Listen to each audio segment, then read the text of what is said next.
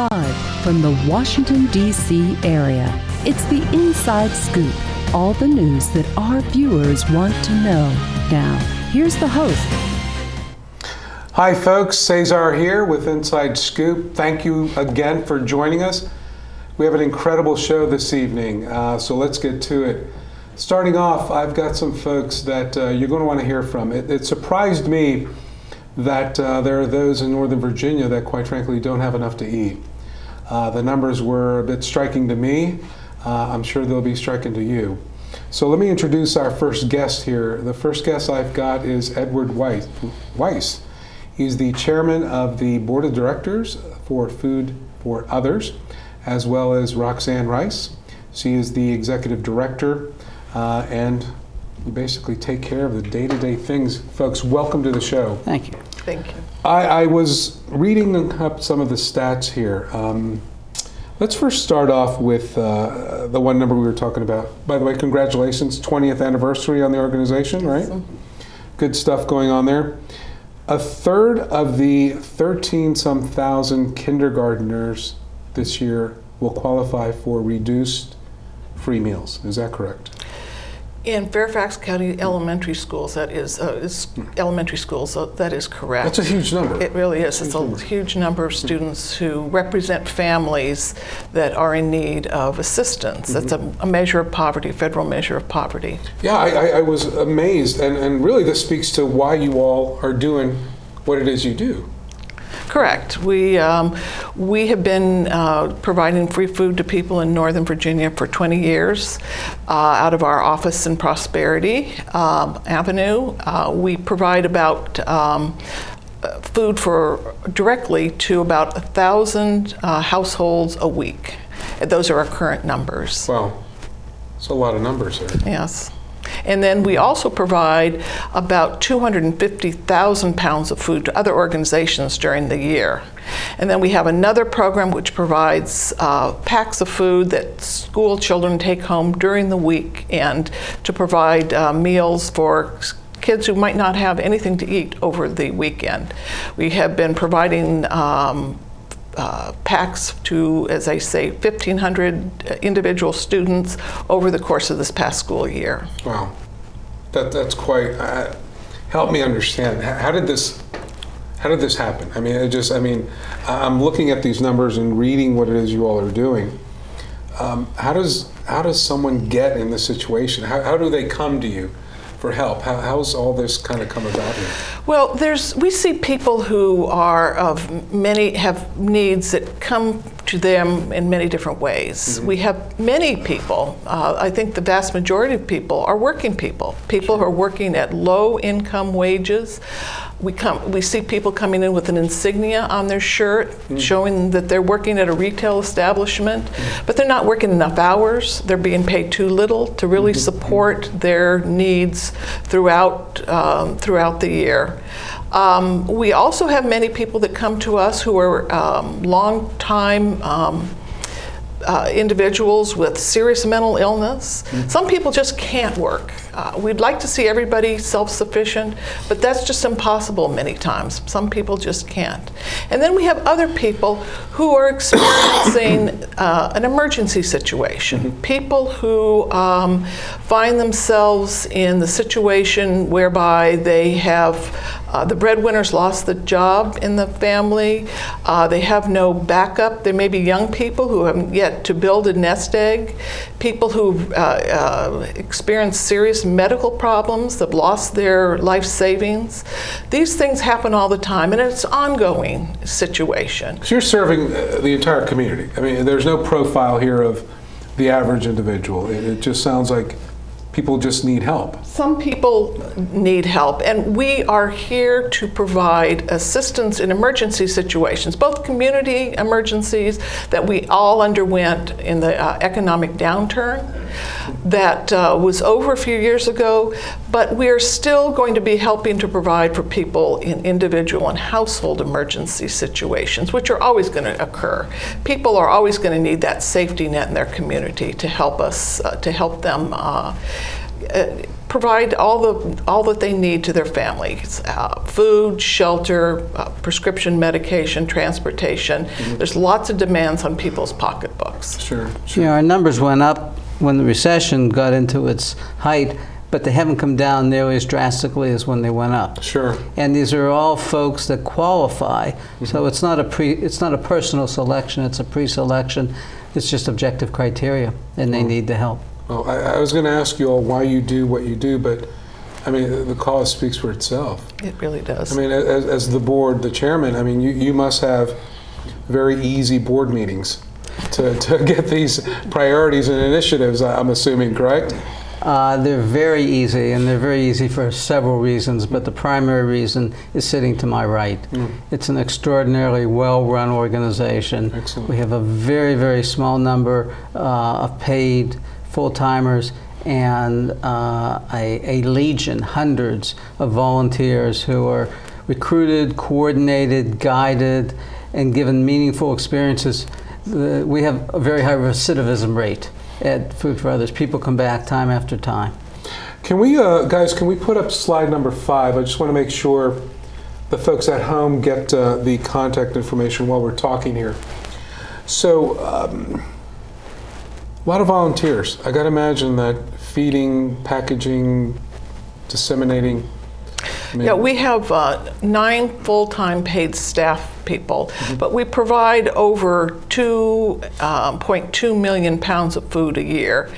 And so much of the work is done by volunteers. I often say that I'm very fortunate to work in a situation that I'm surrounded by volunteers, people who want to be there every day, people who are there because of the joy of giving back to their communities. They really, they're happy to be there. They are there to provide a quality service, and they're there for a short period of time, and then they can go home. So it's an environment of of people who are delighted to be there and to be able to have the opportunity to help other people. We have about 600 volunteers a month working with us, providing about 25,000 hours yearly to help us do what we do. We couldn't do what we are providing in the community without the help of our volunteers. That's incredible. And you know our volunteers, so the postal workers that collected food, the Boy Scouts that collect food, annual drives, churches, synagogues, mosques. A vast majority of them feed right into, excuse the pun, into Food for Others. Sure. So they're your neighbors.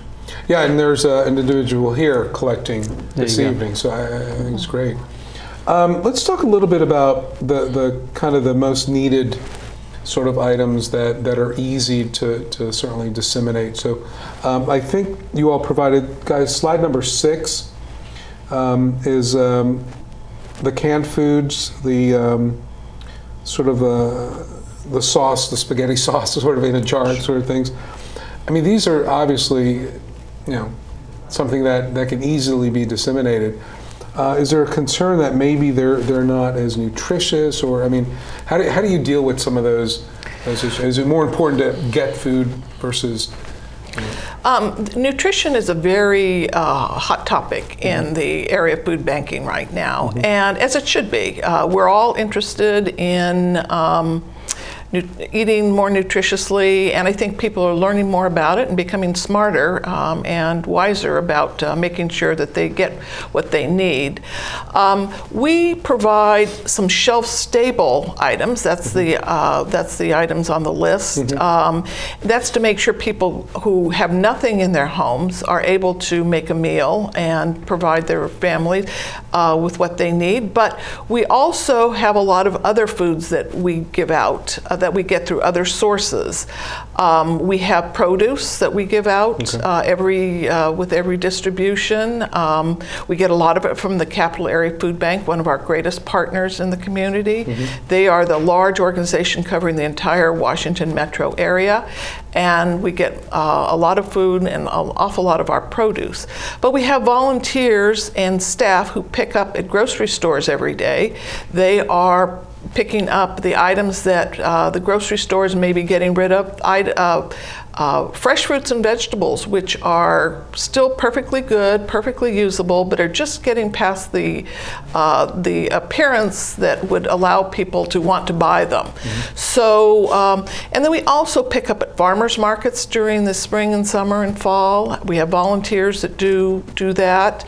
And because people really do enjoy the fresh produce, just like everybody who goes to the grocery store and purchases their food is always looking for fresh produce to... well, it's expensive. It really is. I mean, a little thing of strawberries or even bananas, it's right. Not cheap to buy.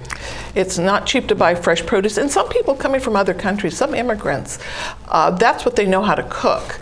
So we have to try to make sure that we are able to provide a wide range of food. We also get frozen meats, and then Food for Others does purchase milk and eggs to give out with one of our emergency programs for people who really don't have food in their house.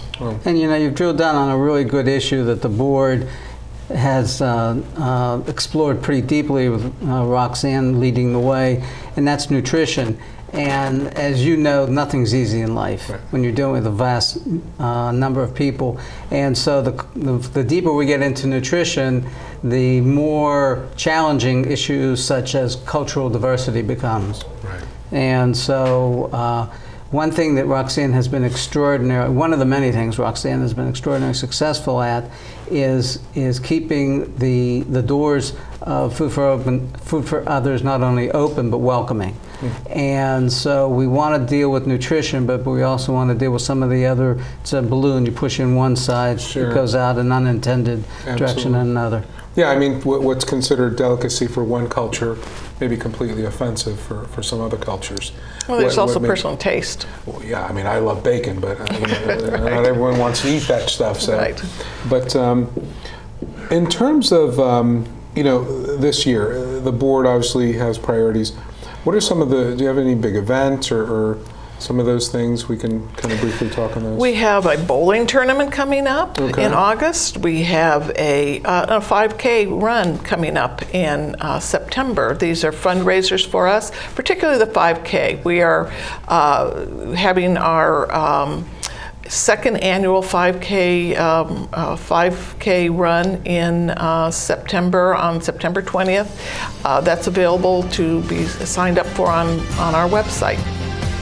And then we have the normal Thanksgiving food collections a little bit later on in the season, which drive Roxanne crazy. Let's talk about those and others when we come back, folks. Please stay tuned for our follow-up segment. We'll be right back. Thank you. Saving for retirement might be easy for some folk, but for others, it might take a little more work. And for those who haven't started, there are still things you can do to catch up. Oh, that is good news. Like getting out from underneath past debt. And don't get wrapped up with high-interest credit cards. Get you some eyes. Be diversified with your investments. Don't put all your eggs in one basket. Your financial goals are not out of reach. The choice is clear. For a happy ending, choose to save. Everyone with alcohol and drug addiction is in the same boat.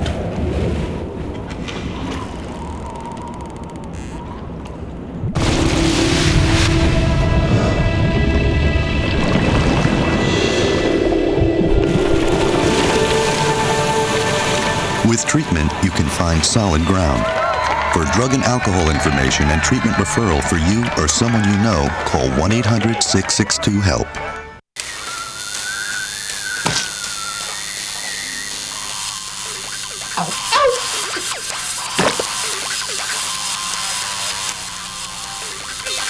Dude, are you sure you want this tattoo? Because just do it.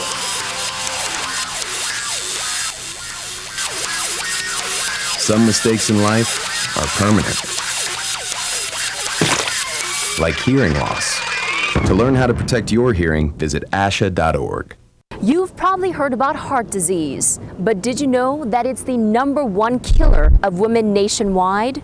Heart disease claims more lives each year than breast cancer, lung cancer, or strokes combined. But there are steps you can take to protect yourself against it. For more information on how you can prevent heart disease, contact your local American Heart Association or visit their website at www.americanheart.org. We're back to the Inside Scoop. Here again, your host. Hi folks, Cesar here. Welcome back to our second segment. We're here with the folks from Food for Others, and Edward and Roxanne. What a great cause. Let's before the break, we were talking about some of the upcoming events, your fundraising events. We were talking about the 5K, was it? 5K? 5K and Fun Run, which will be held in September 20th. In the Tysons area. We are, last year was our first annual, and this is going to be a expanded version. We hope this year will raise more money. It's still in the formative stages, but we are hoping for great things in terms of fundraising in the future.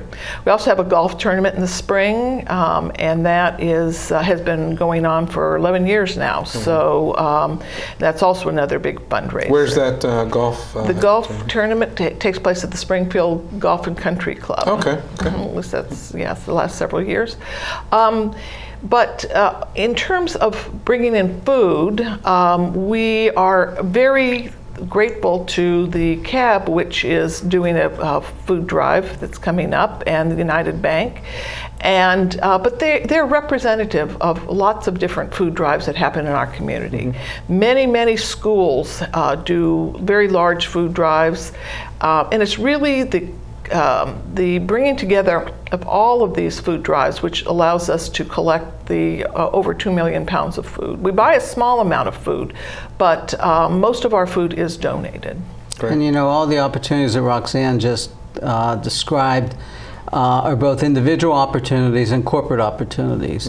And candidly, we get the greatest receipt from the corporate sponsors. Sure. So anybody out there watching who wants to do it individually, God love you, you know, we want you. Anybody who's part of a corporate organization that's looking to direct good efforts, God love you, we love you too. Okay. I just want to make sure, folks, we put up slide 5, guys. Make sure the folks at home have the contact information. So again, going back to the heart of it, the volunteers. What's the sort of process? People just contact you? I mean, let's talk about volunteers a little bit. We have a fabulous volunteer coordinator, but we now have a website which allows people to sign up for individual opportunities right on the website. For groups, we still have people contact the volunteer coordinator by email. It's all on our website as how to do these things, but there's lots of different opportunities for volunteers.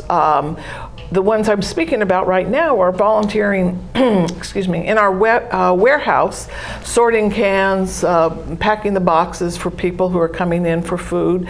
But we also have opportunities to pick up food, to distribute food, to work in our office doing intake of clients. We have a myriad of opportunities, both long-term and one-time events that people really are interested in doing.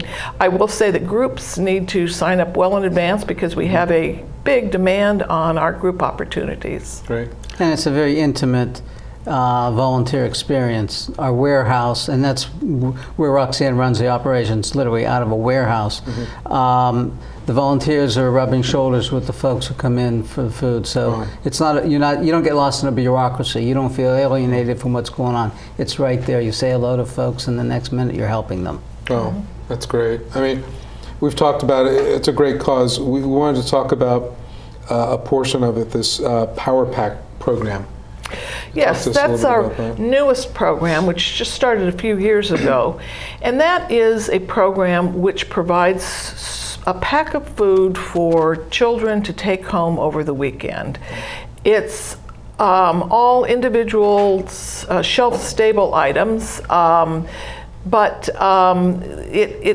it's there for kids to make sure that they at least have something to eat. There has been a big outpouring of thanks to us, which lets us know that the schools and families are really appreciating it. We don't get involved with the individual students. We talk to the school.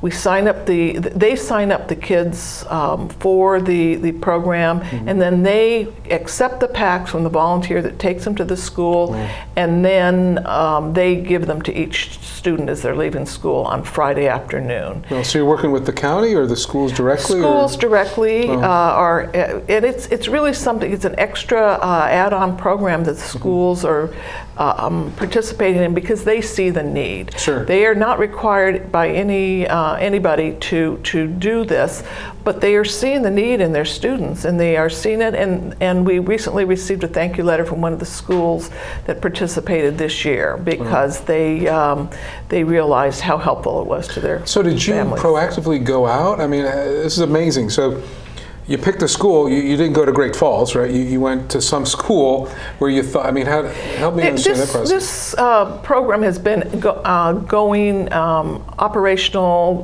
by some churches and other groups and other locations.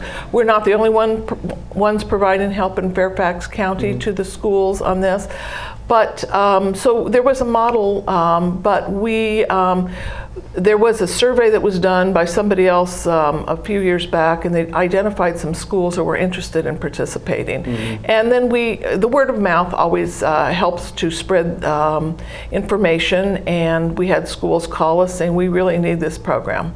And even with a Great Falls school, there may be a few kids in a school in a high-income area that still are in need, and some schools have taken on the job of providing packs to their students internally. Their PTA does the fundraising, packs the food together. We don't have to do it all. We're in favor of everybody working and helping out in their own school and their own family. Yeah, and again, for the folks in Great Falls, didn't mean to disparage anyone, just like I think about neighborhoods, and I guess I have a different, I didn't think this happened in Northern Virginia much, so, but and it doesn't have to be branded a Food for Others P3 site. We can teach these schools how to do it. They're off and running, and we're just as happy as long as the need is met. We don't have to have the imprimatur every single time. Well, we would want to encourage everybody to contact us. We are very much beholden to all of our donors who donate food to us through food drives, bringing us their produce that they've grown in their backyard gardens. That's also something people can do and are starting to do more of. And then also making donations to us. Financial donations are always very important. We need to preserve the safety net that our wonderful community has. We're very fortunate that that we do have people here who are in need, but we are able then to provide services for them. So this being your 20th anniversary, anything special planned? Any big sort of gala event? Anything differently, or just gonna business as usual? We're not a gala organization. Okay, okay. We spend our money by delivering 93 out of every $100 that are donated to us. More than 93 goes to the programmatic program. We're not a gala organization. Sorry to disappoint. No, just, there are folks that raise money in different ways. Right. That's right. Different, but so in terms of, so we talked about the events this year. Where do you see this in the next 3, 5, 10 years? Give me your image or vision of the ideal sort of place you'd like to be here. I would like to see decreasing people in need, but we recognize that we may never be put out of business because people always are always going to experience an emergency situation. But we also were there when the economy went really downhill, and we did see a huge influx. So we have to be somewhat nimble to be able to let the county know, let the region know that we are here and able to provide for emergencies, community, individual, household, whatever the level of need. Yeah, I think I read somewhere, the poor will always be among you.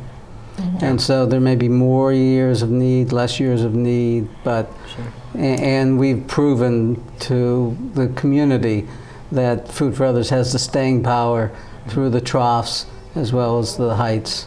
And that's what we see as the future, as being there. And Roxanne runs a very nimble organization, and we will conform to the needs as they present themselves. We don't define reality, we just react to it. Well, I think I read somewhere, I think it was Warren Buffett that said it's not the richest, biggest, strongest organizations that survive, it's the ones that are able to adapt and want to adapt quickly to the change around them. So that's good. Do you have any type of, I know we talked about the process a little bit, I'm curious about this warehouse. Yeah, I want to come and visit. Is that portion donated? Is there some sort of lease on that? We have a 10,000 square foot warehouse that we had been in since 1995. Fairfax County provides the rent for that. Great. They rent the space for us. However, we did just last fall rent the space next door, which became open, took the opportunity to expand with our new program and with the increased number of people we've been serving. We are now renting, Food for Others is paying the rent on the 5,000 square foot warehouse right next door. And we opened it in conjunction with our 20th anniversary. And it's a much needed space and allows more volunteers to come in and help us. It sounds like a huge space. It helps us with the school lunch program, the school weekend food program. Sure, right. Sure. Right. We'll have to make sure we thank the Board of Supervisors. Please. Yes. Right. Yes. And that's, I mean, because look, budgets are tight everywhere. Right. So what little dollars they're able to invest in causes like this, I mean, more power to them. They've been very supportive. And they get beat up all the time. Look, I mean, everyone goes to them, and so. Fairfax County does recognize the value that nonprofit human service providers. Yeah, I mean, as you get out of the density of some of these districts, I think people are more go churn your own butter sort of mentality. I think, look, in these areas where there are a lot of people, you're going to have to help some, just a little bit, right? And I think this Board of Supervisors, the majority of them, certainly understand that. So kudos to them. Yes. Any parting last thoughts to our audience as we close out here? Just to remember Food for Others when you are thinking about giving in time or money or food. We are there to help.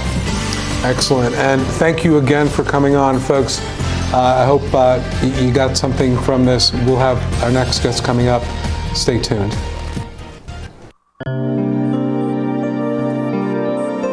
Art, a universal language, an expression of culture, of self.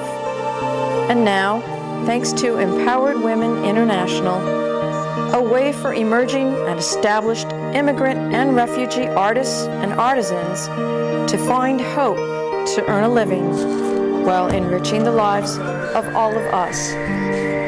Empowered Women International. That's right. Making a better America every day.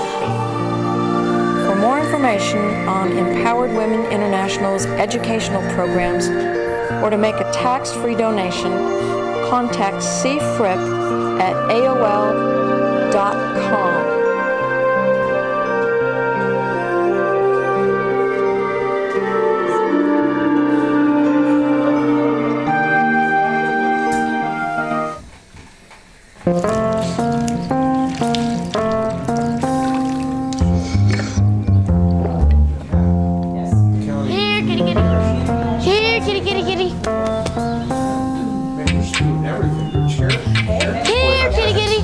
You'd think it would be easy to tell which kids have trouble with their eyesight. But that's not always the case. Even though 1 in 4 children may have a vision problem, eye doctors tell us the symptoms aren't always so obvious. We do know that 80% of all childhood learning is visual. And without good vision, kids can have trouble learning to read and may fall behind in school. For clues on how to spot the real-life signs of childhood vision problems and what parents can do, visit checkyearly.com. A public service message from the Vision Council of America and Reading is Fundamental. We're back to the Inside Scoop. Here again, your host. Hi folks, Cesar here. Welcome back from the break. Next up, we've got some very special people. I want to introduce you to Michele Menapace, your previous guest. Thank you for coming on. Good to see you again. And Taylor Vaughn. Sir, first time on the show. It is. It's my first time. I'm excited to be here. Great, great. So I want to talk a little bit about sort of follow up on our previous guest. Michele, you are the chairman of the County Community Action Advisory Board, correct? I am. That's right. And Taylor, you're with United Bank. So let's kind of educate the folks on why we're here. Together. Yes. So let's talk about that good Weiss stuff. Well, the Community Action Advisory Board is doing its second, hopefully annual, food drive this summer. It'll be running July 1st to the 31st. Mm-hmm. We did one last year, collected just under 2 tons of food. And so our goal was to bring in as much as we could over that to benefit food for others, because summertime is traditionally a high demand time. Kids aren't in school, sure. And so there's a high demand for food, and supplies are often very low. People get into a giving spirit more at the holidays, Thanksgiving, Christmas, and that's when pantries are fuller, sure. as they should be. But we recognized that was a need, and we hoped to address it. And one of the things that's unique about the Community Action Advisory Board is that it consists of 3 segments of our society. We have appointees from the elected officials. We have private sector appointees. And then we also have groups that are volunteers who represent the people who we serve, and those are the people living in poverty. Okay. And one of our members is a businessman who said, I can get us a partner to help with the food drive, and he did, and that's where United Bank came in. And here's Taylor. Here he is, and here's Taylor, that's right. Wow, so tell us a little bit about what your experience has been. I mean, what have you seen? What sort of drove you to kind of jump in on this, because it's pretty incredible here? Yeah, no, absolutely. This is the second year that the bank's been involved with the program. We are both a financial sponsor, but in addition to that, we also have been hosting a food drive at our local branches. Okay. As part of that, our employees bring in food, our customers bring in food, and it really involves the entire community in giving back and raising food and raising awareness for the hunger in our area. Well, and that, again, that's top down, right? I mean, it probably started with a few people at the grassroots level, but it's great that the bank actually has leadership that kind of commits to this, right? Yeah, absolutely. We're a largest community bank headquartered in the Washington, D.C. metro.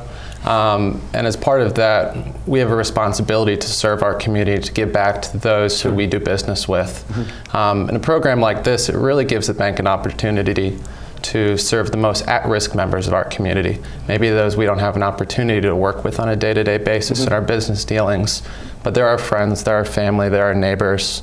They're a part of our community. That's where we live, it's where we work, and it's where we do business. So we're glad to be a part of the partnership. Sure. Now, I mean, the fact that you're doing this is incredible. So, but I got to ask, are there other initiatives that the bank is involved in? There are. We're involved in quite a few things in the area. A couple of the larger things that we're involved with are the March of Dimes. I'm not sure if you're familiar with that. Seems like everybody is.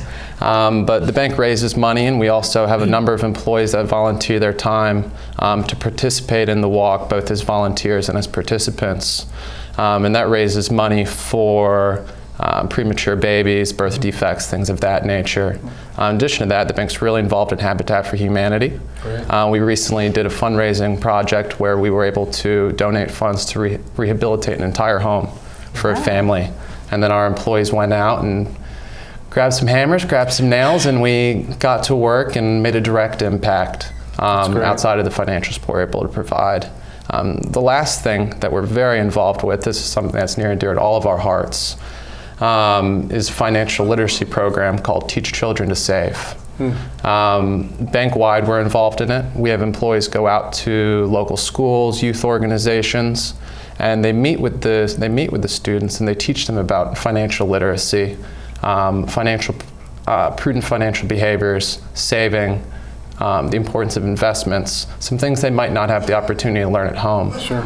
These kids can take the skills that they learn in the classroom, they can bring them home to their families, and more importantly, they can bring them with them through the rest of their lives.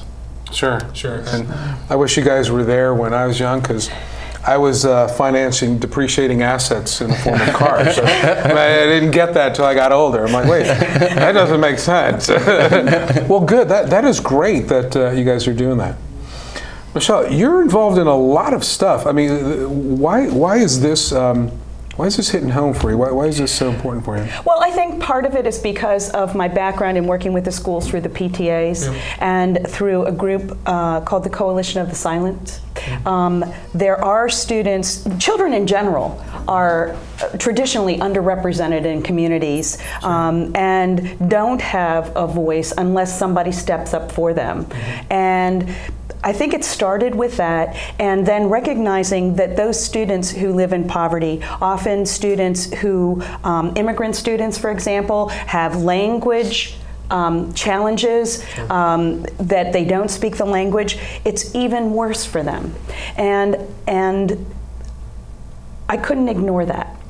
And so that's where I started working with the CAB, and the food drive was something that came up in the course of our discussions. And truly, the CAB work that I do is the most rewarding thing I think I've ever done, because of, you see immediate benefits with it. You get to see how many people are being impacted by the work that we do, the questions that we ask of the contractors who provide services for our neighbors living in poverty, and the improvements that come out of just those simple questions. How many more people are being served? You get to read the stories of people who are being helped, and there isn't anything better in my mind that you can do. So I was doing a little research. Tell us a little bit about how long has this organization been up and running? Well, Community Action is 50 years old. It began during, yes, it began during Lyndon Johnson's presidency. His administration started the War on Poverty,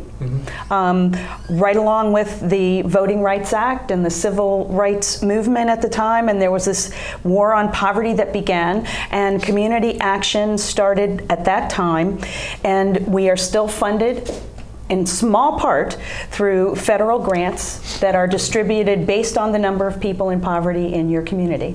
And these local boards throughout the country are responsible for monitoring and making sure that services are being provided to those people in need.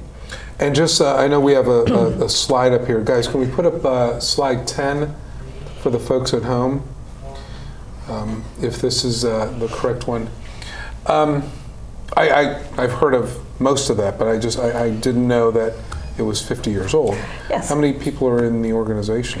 The CAB has 30 slots, and as I mentioned before, there are 10 from each of the different groups that I mentioned. So we have people representing AARP, we have people from the Chamber of Commerce, from Northern Virginia Community College and George Mason, as well as the appointees through the supervisors, among others. Okay. And in terms of the bank, I mean, obviously, this is a huge initiative for the bank. What's been some of the feedback, like from the management or the executives, or just the folks amongst the water cooler? I mean, it's got to be a great feeling for some of these folks to participate. No, absolutely. Most of our employees, regardless of whether it's affiliated with the bank, spend a lot of time volunteering. They're involved in the community, and everybody has things that they're passionate about. So it's nice to see these individuals that are doing that, bringing it to the workplace, involving their coworkers, involving management, and really adds a force behind it that maybe on an individual basis you can't make the same impact. Sure. But as an organization, it's very important to us. Love being involved in community events, fundraising, and any way that we can support local organizations like this. And that's not the norm, by the way. I mean, we think about corporations and banks. I mean, there's a certain Can I focus. add to that? Sure. I've been taking the collection boxes, which were also donated by the local Home Depot in Fairfax Circle, and I was delivering them, and every bank I walked into, they were so glad to see me. Oh, the boxes are here! And they were so excited. So you could tell that there was genuine interest and excitement about it. It's the corporate culture. That's what I mean. It's like, because you guys are like into everything, and just, that's what I mean. It's got to feed from the top down. So kudos to the executives there. We have a great management team, corporately and locally. People that are very, very involved. They've been fortunate enough to be successful in business, and as a result, they have the opportunity to participate in these projects, these partnerships. Awesome. So Michele, give me your vision on where this is going next 3, 5, maybe 10 years. Well, ideally, it would be over. Ideally, we would not have a war on poverty. That it would be over because people would have livable wages. We would have housing that would be affordable and so on. Honestly, I can't predict. After what we experienced through the recession, I came on board the cab after that occurred, and seeing the level of need and recognizing how much Fairfax County has to add on to those federal dollars, you realize how horrible our community would be if not for that, and the recognition that we are all in this together. And it's nice to see neighbors stepping up and not ready to just cut that out of our budget and the things that we do for our neighbors. It's very hard to predict. I think if our priorities and the supervisor's priorities come to fruition with more access to the affordable housing, I think we can minimize the amount of need that exists in our county. But that's not something that's going to happen tomorrow. And the awareness of what we do and the level of need is really important, and that's one of the reasons that why we're so grateful for you doing this and letting us tell people and make them aware. Because I have had people disbelieve numbers about poverty in Fairfax County. I came from a community that I had free lunches, free breakfasts, subsidized housing. I went to public schools. So I get it. I think, but that small investment in a child, in a family, doesn't return that investment in that spreadsheet cell that next year. Right. Those are investments, and again, kudos to the bank for making those what will be over a lifetime of an investment, right? So that's a cool thing. Exactly. As we're leaving here, any last parting words as we close out this segment? Thank you for having me, and thank you so much for your hard work. I know that the bank appreciates it. Well, we're in it together, that's for sure. Well, Michele's into everything. That's me, I can tell you. In fact, you're going to be back on the next segment. I am. So thank you for coming. We hope to have you back again. Folks, stay tuned for our next segment. Thanks.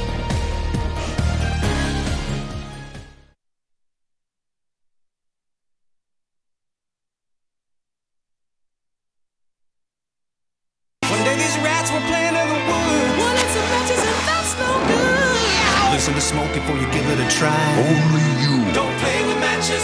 Don't play with fire. Cause there's nothing very funny about rigged out money. Nothing very nice on a homeless mind. So if a gorgeous force is what you desire, don't play with matches. Don't play with fire. Only you can prevent wildfires. Fire. Why don't you just wash your car at home? When I wash my car, everything runs down the street and down into the storm drains. With all the chemicals in the soaps and waxes, the last thing I want to do is poison my own drinking water. At least here, it's all contained and recycled on site. That's why I also take my car in for oil changes instead of doing it myself. I might take a chance on spilling stuff. You know what the best part is? What? More time to kick back and watch the game. How far would you go to protect the planet? I want you to build an ark. Here we go. Okay, that's good. Oh, okay. Ow! Maybe there's another way. People, the flood is imminent! Is it too much to ask for a little precipitation? Go to fightglobalwarming.com to find out what you and your community can do to reduce global warming pollution.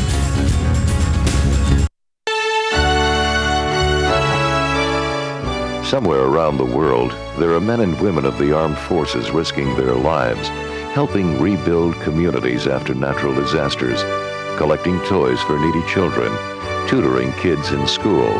These are your sons and daughters who work to keep us safe, secure, and free. Dedicated men and women who put their country first.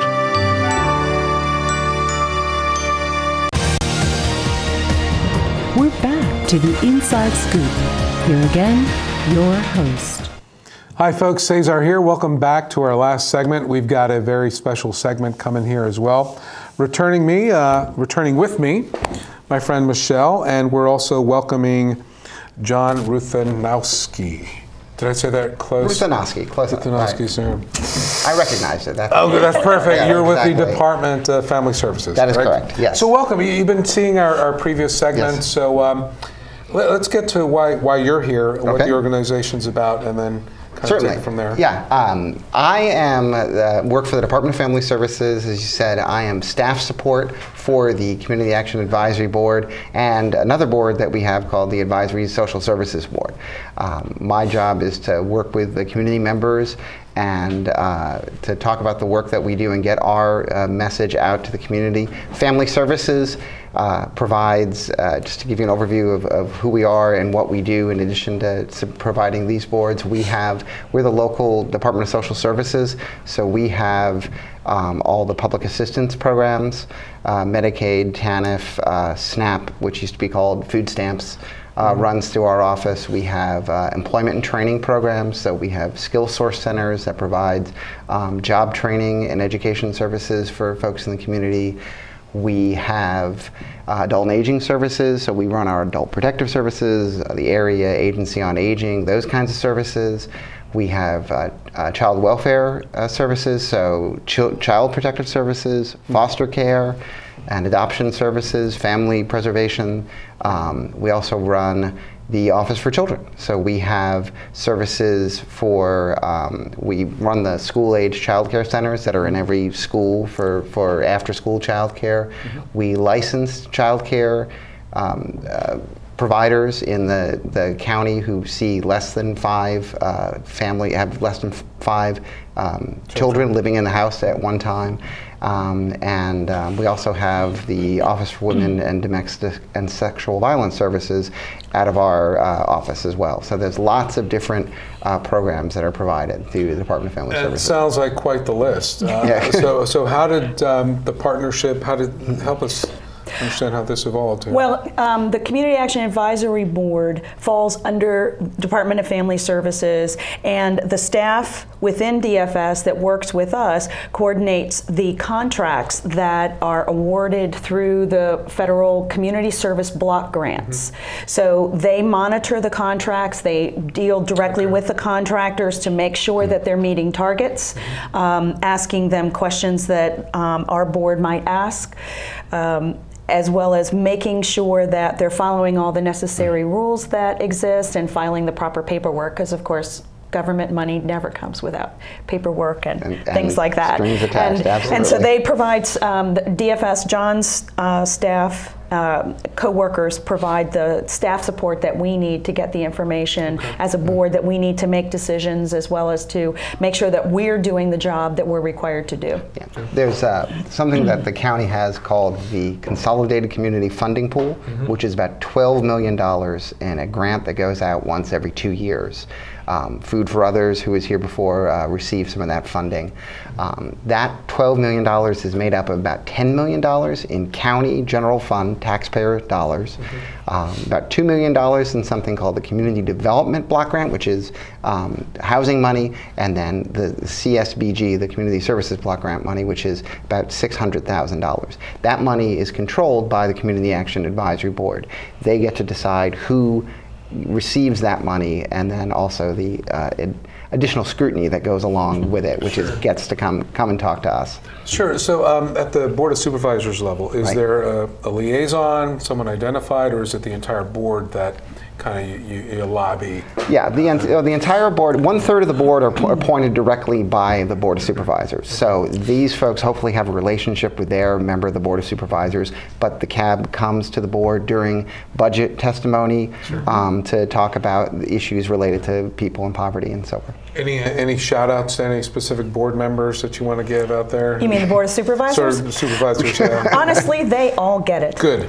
They do. There is no more welcoming place that I've been than when I am speaking on behalf of the CAB and asking them to make sure that that funding is still there for our people in our communities. I've said I thank God I live in Fairfax County because unlike some other surrounding counties, they understand the value of investing and why, although painful sometimes, things need to be invested in for our future. Well, and it is also an investment in the community. The more people that we have in need, whose needs are not being addressed, has a huge impact on the quality of life in our county for those people who aren't in those unfortunate situations. When you're homeless, when you are hungry, you become desperate, and it affects many things around you. And the community doesn't want to see that happening. And I think the entire Board of Supervisors is really beginning to see the impact that addressing the needs of low-income folks has on the entire community. They have something that they've put out in the last year, a strategic plan for economic success for Fairfax County, and affordable housing is a key part of that, and addressing the needs of the nearly 65,000 people living in poverty in Fairfax County. And it's a really amazing number when you think about it. We have more people living in poverty in Fairfax County than in any other single jurisdiction in the state. That's more people than in Richmond. Now, they have a much higher percentage of people living in poverty in Richmond, but we have more people because our size here is so large. I think there's 1.4, 1.5 million people in the county. Yeah, so. a little bit lower than that, but but basically, it's a huge number of people. And then you add the number of people who have trouble making ends meet because they can't afford it. Well, that comes up to about 170,000 people, and we like to say that it takes a lot of money to be poor in Fairfax County. Because it's because the standard of living here is so high. I mean, our median household income is over $100,000. I mean, that's a staggering. That's amount of money that people have up here. Yeah, and it doesn't take a lot for a family to get into a situation if they're not really in a very comfortable financial space. And there's been some data released recently that showed there isn't a jurisdiction in the country where you can afford to live comfortably on a minimum wage anymore, and especially here. And we have one of our CAB members is formerly a homeless individual and talks about the struggles that he had when he was homeless, the struggles he still has with getting by in an area that's as expensive as Fairfax County. And those are the kinds of people that we can't forget about. No, absolutely. Again, that's why I loved the idea of doing this, because this needed to get out there. Because I have to admit, I was either an elitist or just a benighted individual. I didn't know how bad it was. Because quite frankly, I guess it's something people don't really talk about or don't want to hear. It's easy for people in need to not be as visible as they need to, and it's hard to talk about needs like that. It's hard to talk about people who are homeless and how do you address it, or people who are hungry. I honestly have had people say to me, I don't believe those numbers from FCPS. There can't be that many kids who are getting free meals.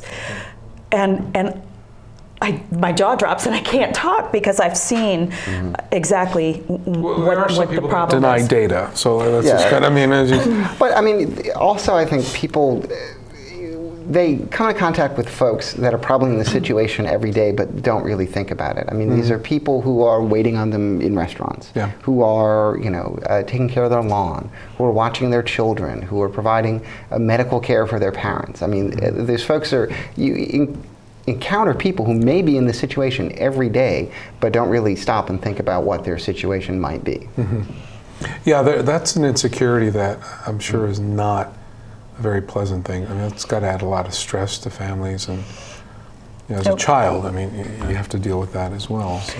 Well, and there was just a story last year about a student at Edison High School whose parents had gone through significant years of medical-related issues, and they were losing their home, and how the family rallied around the daughter who was getting ready to graduate. She was in sports, and it was such a great story to read, but all I wanted to find out was, what about the rest of the family, and how are they being helped? And those are the kinds of things that you don't hear about every day. And as John said, you encounter them, but you just don't realize that they're there and what their circumstances are. And that's another thing that our supervisors get, that these are working people, or they're in circumstances that they had no control over. And a lot of them don't even want to ask for help. So you have to overcome that barrier as well, making sure that they I've given a message to many of the members on the Board of Supervisors. Look, it's about time. Raise my taxes. I mean, honestly, just look, there are a lot of these programs, and we can't keep fighting for diminishing revenue dollars. It's just, when the victory is, my budget was only cut 5% versus 3 versus 7, I mean, I encourage them to think about that. And those of us who are working with people who are at or near poverty, just know that the supervisors understand that when they raise taxes, they're raising taxes on people who are barely getting by. And so they are pretty good at being aware of that and making sure that those people don't slip further behind too. Sure, so it's a delicate balance. Yeah, there's no question about there's it. Absolutely, there's a way to do it that I think, someone who spends $100 on a glass of wine isn't necessarily going to feel the pinch, right? So, John, tell me what your hope or vision is over the next few years here with this. Well, I think one of the things that one of my other boards is actually talking about doing, the Advisory Social Services Board that is also works with Department of Family Services, wants to get all the activists in the community, all the other boards, including the CAB, together and start looking exactly like you said about not sort of coming back every year and saying just don't cut us for for this amount for this year, but really looking ahead as to the future of the human services system in the county, and how we can all work together instead of everybody coming in and taking their advocating for just their little piece, and have a unified vision. We're all talking about the same thing and about addressing this problem together. Well, good. I mean, look, we're going to get the information out to the folks, and for the folks at home, I hope you got something out of this. I think this is one of the best just and honorable causes that we've had on the show. Thank you so much for coming on, John. Thank you, Michele. And folks, we'll see you back here soon with another great show topic.